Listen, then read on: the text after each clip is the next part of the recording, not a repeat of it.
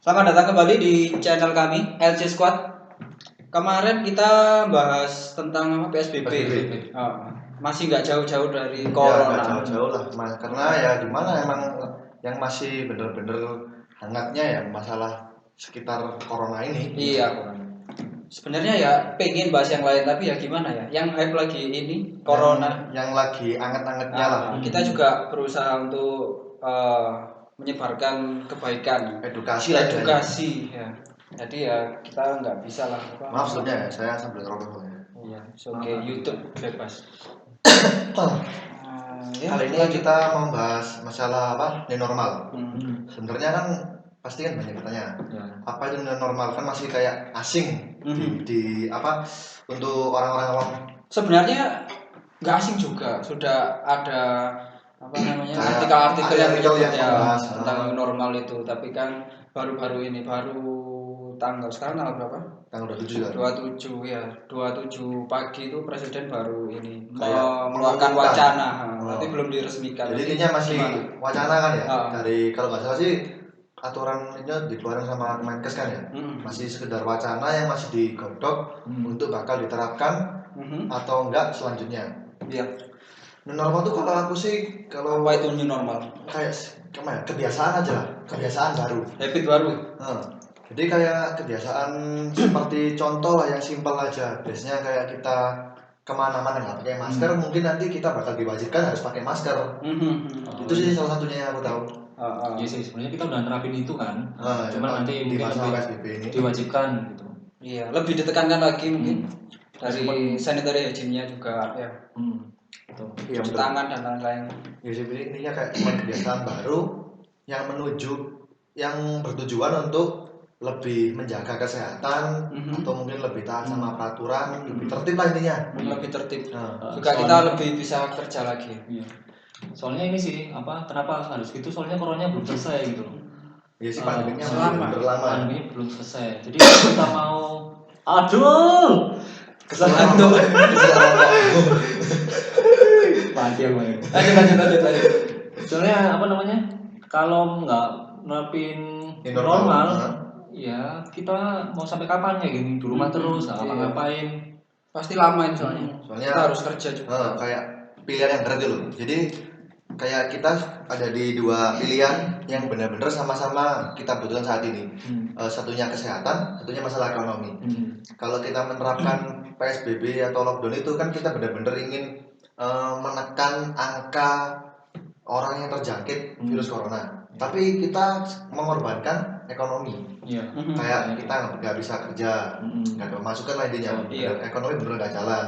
Nah makanya mungkin dengan normal pemerintah ingin menerapkan, jadi kesehatan tetap terjaga, tapi ekonomi juga jalan walaupun nggak 100%. Nggak maksimal. Dengan cara yaitu kita tetap beraktivitas atau tetap bekerja seperti biasa, cuman kita harus menerapkan kebiasaan-kebiasaan baru.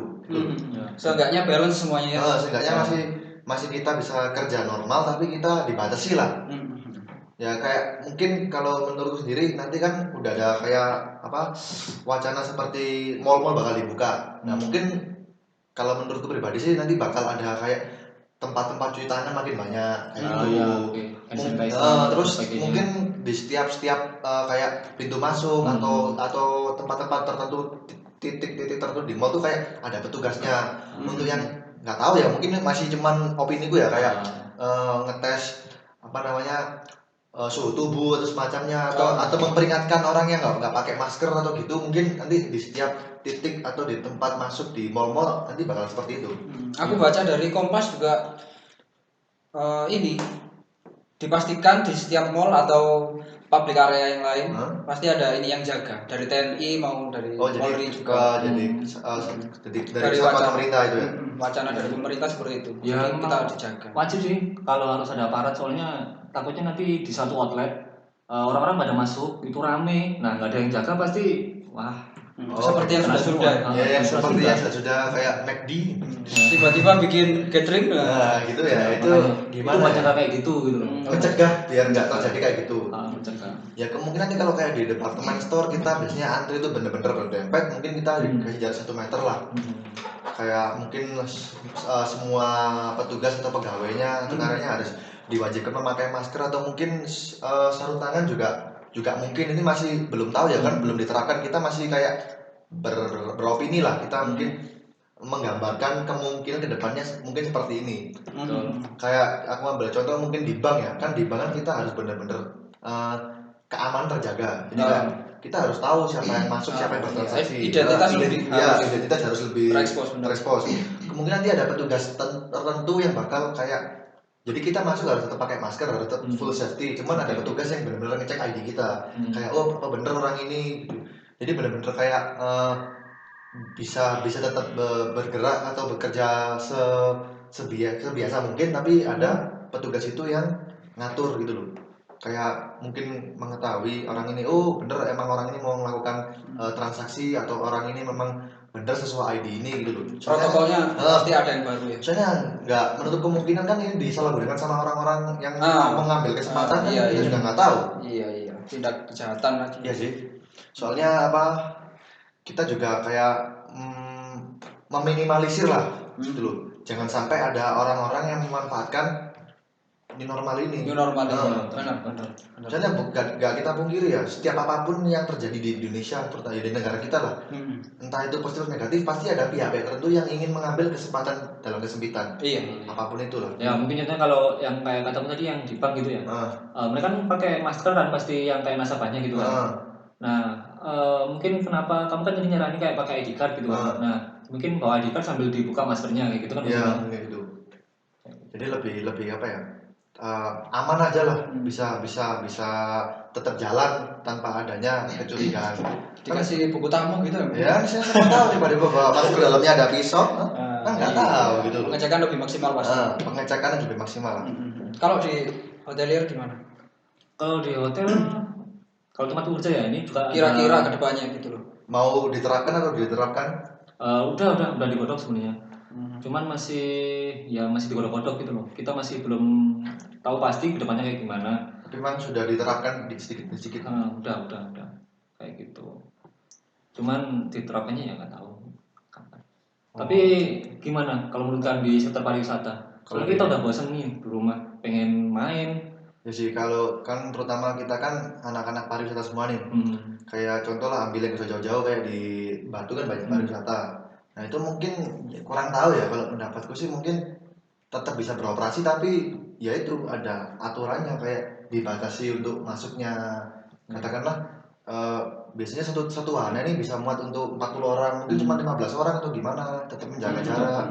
Aku salah baca satu artikel di mana kalau nggak salah di Jepang, di restoran di Jepang itu kan ada 4 kursi nih, 4 kursi. Nah 3 kursinya ini dikasih boneka. Jadi satu meja ini cuma bisa 1 orang, 3-nya boneka. Itu adalah salah satu kayak apa ya, pencegahan lah. Ya, itu mungkin menuju ke arah new normal juga untuk melakukan social distancing. Soalnya tanpa kita sadari juga itu juga perlu gitu. Kalaupun kalian pengen makan bareng keluarga ya di rumah saja. Soalnya kan kita walaupun kita nggak sadari ya, kita ngomong gini hidungnya muncrat itu. Itu pasti udah. Iya. Makanya iya. Tapi aku kapan ada berita di Korea nih. Itu apa namanya? Mereka tuh udah pada ini. Sekolahnya udah pada masuk. Udah mulai masuk. Apa mereka menerapkan normal, mungkin jarak bangkunya jadi 1 meter antara satu siswa lainnya? Ya mungkin seperti kayaknya di kelas itu dikurangi kayaknya. Mungkin kalau yang 40 orang dikurangi 20 kayak gitu. Tapi tetap aja mungkin efek negatifnya jadi nambah biaya ya. Nambah biaya itu seperti aku bilangnya kelas biasanya 40, jadi mungkin separuhnya ya. Kan kita harus menyediakan kelas lain. Maksudnya kan nggak boleh sekolah, atau mungkin ruang kelasnya harus kamu masuk Senin, aku Selasa, ya, ini mungkin Rabu. ada yang pagi, ada yang siang gitu. Ya itu juga bisa lah.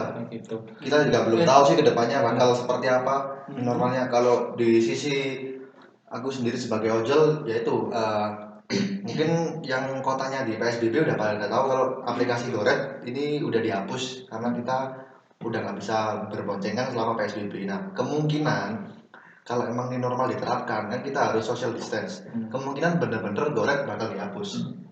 Nah, itu bakal bener-bener apa ya? Susah, makin susah cari order gitu.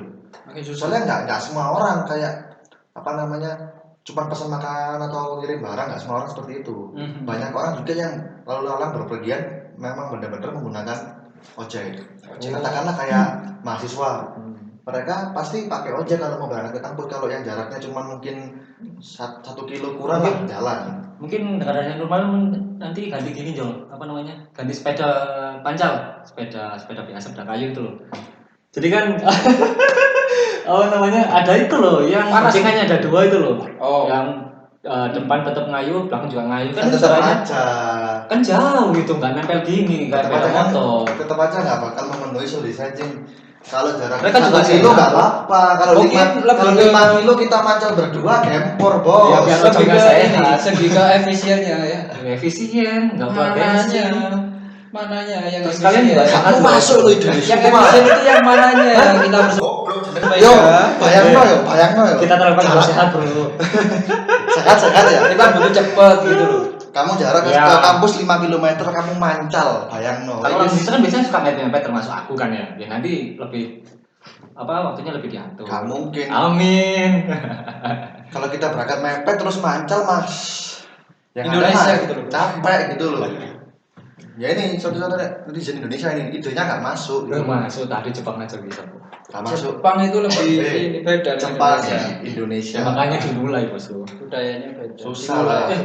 Tapi ngomong-ngomong, kita semua kan ini masih di bulan Idul Fitri ya. Kita semua mau ngucapin mohon maaf ya lahir batin untuk semuanya. Tapi kita nggak usah salaman sih. Sebenarnya sekarang salaman dianggap haram. Tabu. Bukan haram bos. Semoga jadi kayak gini loh.